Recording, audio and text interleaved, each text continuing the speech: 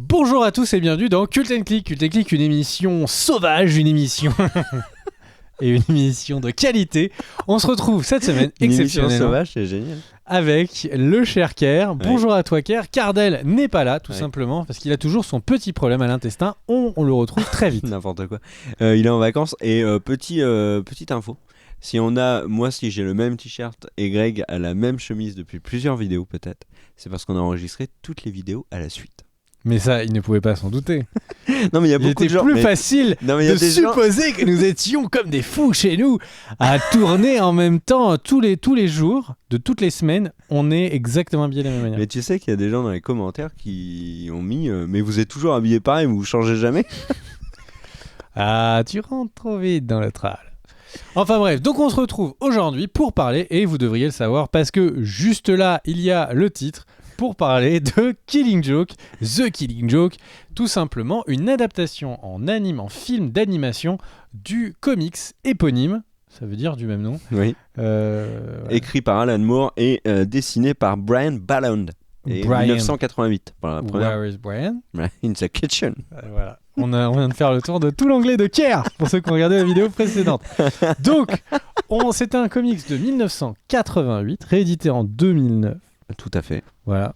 Et qui était très attendu. On avait complètement zappé les dates. Wikipédia nous a aidé. S'il y a une erreur, plaignez-vous à Wikipédia. Nous ouvrirons un protocole.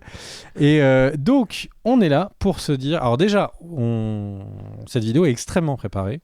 Oui. Nous avons prévu la première partie uniquement pour vous parler de The Killing Joke, le film. Et ensuite, nous ferons une petite comparaison avec le comics. Et nous terminons par une partie spoil. La partie spoil, ne vous inquiétez pas, nous vous préviendrons pour que ni vous ni nous ne soient dans un danger imminent. Cult & Click, une émission sauvage. Bon alors, qu'est-ce que t'en as pensé ? Alors Killing Joke, déjà c'est quoi ? C'est avec le Joker dans un des rôles, il a un rôle de méchant, bien sûr.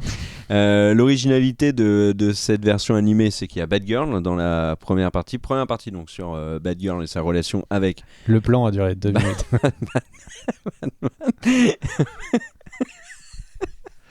Et la deuxième partie davantage sur le Joker qui raccroche avec le comics. Qu'est-ce que j'en ai pensé ? J'ai trouvé les fans ont crié au scandale sur la partie Batgirl, et moi j'ai trouvé que c'était la partie la plus intéressante du comics, enfin, en tout cas du film animé. Et la partie deuxième partie sur le Joker adapté du comics, là par contre j'ai été très déçu parce que je le trouve très en dessous de la qualité du comics. Donc voilà mon avis. Après, je ne suis pas du tout un expert de films animés d'ici. J'en ai vu très peu et les deux films tout court. Les seuls films animés d'ici que j'ai vus, c'est ceux que tu m'avais conseillés, notamment Flashpoint Paradox, etc. Mais là, j'avais vraiment envie de le voir parce que j'avais trouvé le comics très intéressant et j'ai pas du tout retrouvé ça. Voilà. À toi. J'ai à peu près le même avis en fait. Les animations d'ici, les studios qui... Pardon ? Et d'ailleurs. C'est la blague que fait souvent Cardel, comme il est pas là, je la fais à ça. D'ici et d'ailleurs. Ah, très bien, marrant. Et le truc c'est que du coup... et en fait, ils ont un très gros rythme. Ils ont eu des années à 3 films d'animation. Généralement, c'est 2. Donc ça fait plutôt pour un studio d'animation un gros rythme. Ils avaient à peu près généralement 1 sur 2 qui était réussi. Et ces dernières années, ils avaient eu plusieurs films d'animation qui étaient presque des créations originales. Donc on pense au dernier Justice League War ou des choses comme ça, qui sont piochés, on va dire, dans les comics, parce que c'est pas non plus, ça sort pas de nulle part, mais qui apportent de nouvelles idées. Et après, on avait des adaptations comme Batman Year One, qui sont des adaptations qui étaient vraiment case pour case, le comics était le storyboard. Et donc là, on est exactement dans le cas numéro 2, c'est-à-dire que The Killing Joke, qui était très attendu, parce que c'est un des comics qui est souvent conseillé. Moi-même, quand on me demandait par quoi commencer sur Twitter, parfois je répondais The Killing Joke, et au final c'est vraiment dommage parce que The Killing Joke était très bien à l'époque Et quand on se remet dans une époque où d'un seul coup on a un Joker qui peut faire preuve de violence, qui peut du coup peut-être faire disparaître un personnage à n'importe quel moment, et qui avait quand même une part de trop gentillet également, sans spoiler. Et du coup, on avait vraiment un comics qui savait être noir, mais pas trop. Pour l'époque, je pense que c'était pas mal. On n'est pas dans du Spawn non plus, mais on était sur une tangente où on travaillait en fait la psyché des personnages et jusqu'à la dernière case et voilà. Et après, on avait un petit peu de trucs qui font que bon, ça fonctionne quand même pour les enfants. Et puis on dit pas tout pour que les enfants comprennent pas et voilà. Donc ça fonctionnait bien à l'époque où le comics est sorti. On est en 2015, enfin on est en 2016, la vidéo a été enregistrée 1 an avec le film soit sorti.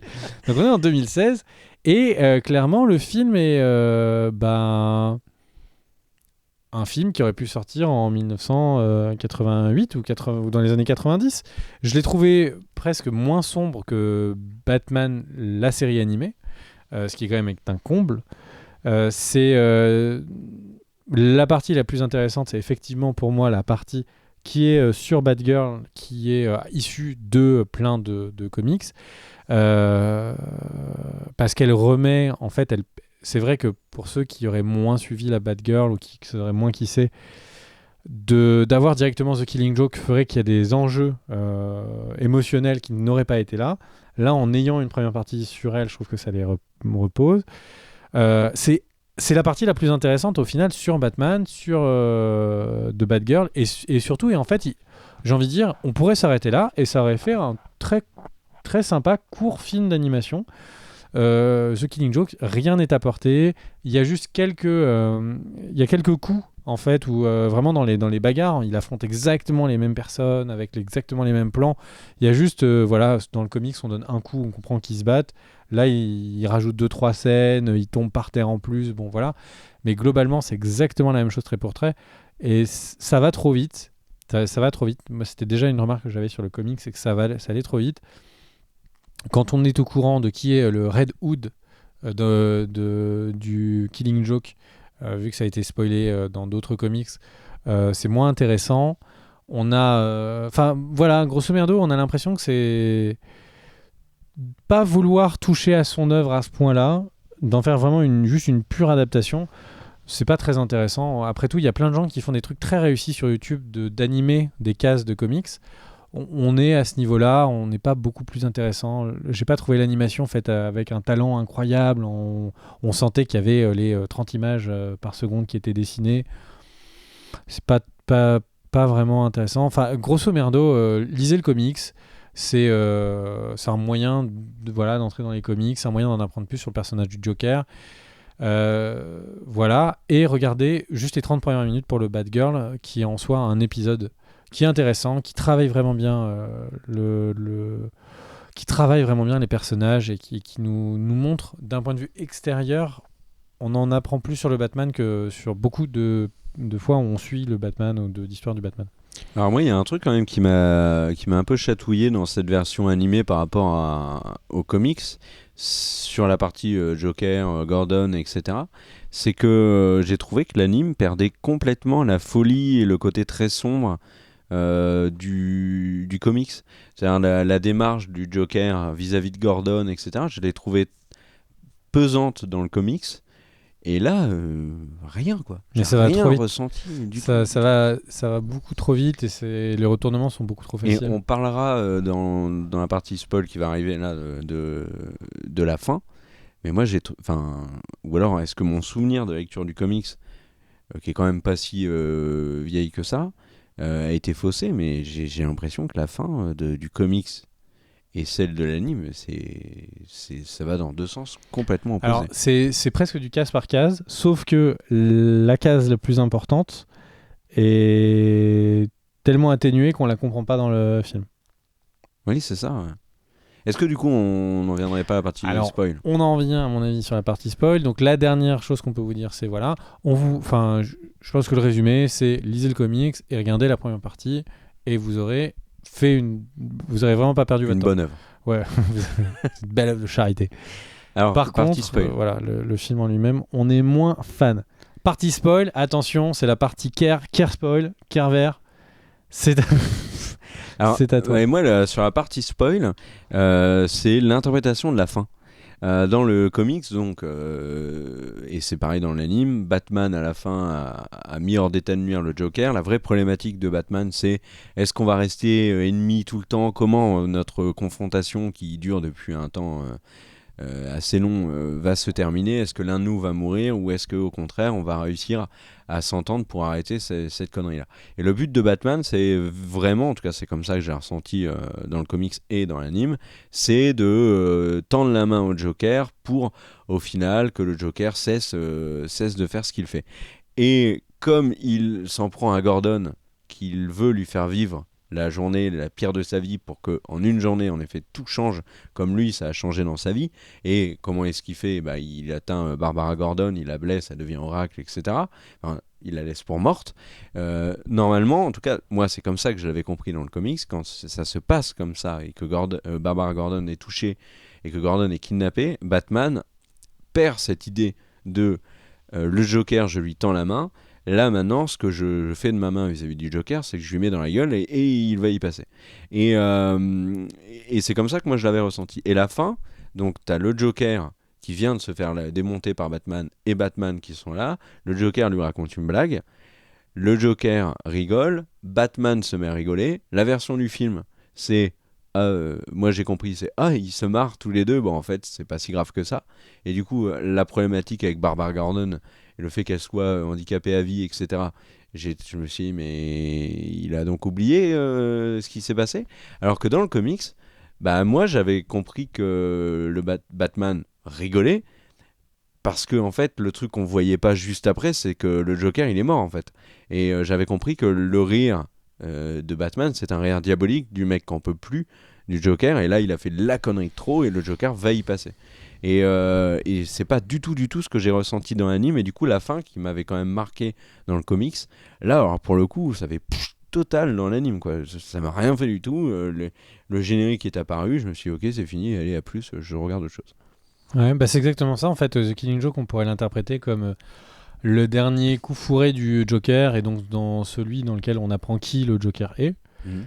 Qui il était avant, pourquoi est-ce qu'il était comme ça, pour lui donner une vraie fin, une mort. Et c'est comme ça que moi j'ai compris The Killing Joke.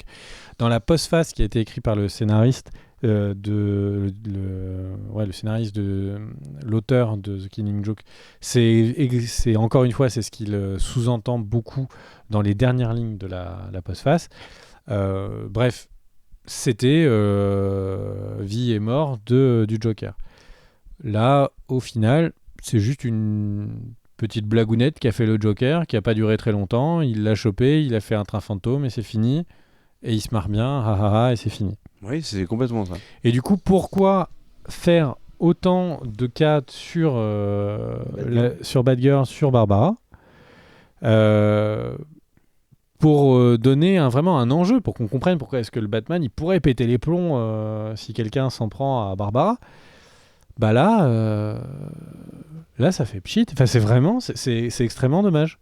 Et la scène de fin qui est juste Barbara qui devient Oracle en mode j'ai allumé Windows 10, j'ai fait la mise à jour.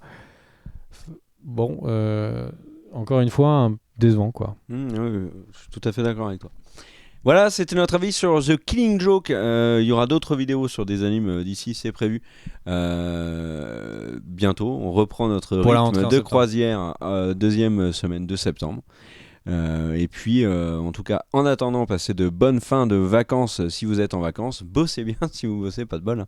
Et puis, on vous dit à très bientôt sur la chaîne. On vous fait des gros bisous parce qu'on est comme ça. On fait des bisous à nos viewers. Des gros poutous. Bisous à tous. Ciao, ciao.